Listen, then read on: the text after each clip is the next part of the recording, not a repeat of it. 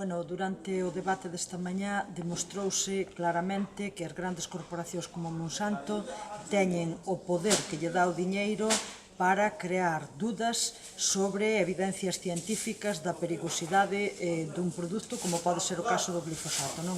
Entón, isto provoca que os procesos de decisión se dilaten e, mentras tanto, a población estamos sometidos a axentes perigosos para a nosa saúde. Entón, bueno, ante isto, nós preguntámonos que papel está xogando o principio de precaución, porque se o principio de precaución existe e tanto se nos vende que é algo moi importante dentro da toma de decisións na Unión Europea,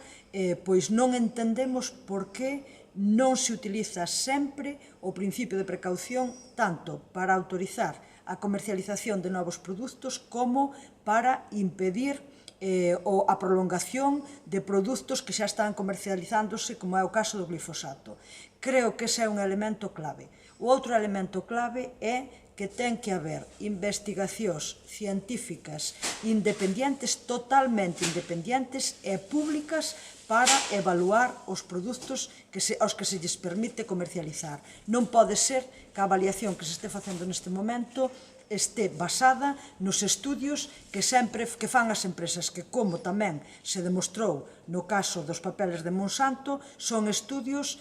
dos que se publica e se entrega única e exclusivamente o que lle interesa ás empresas a nivel de salvagardar os seus intereses económicos.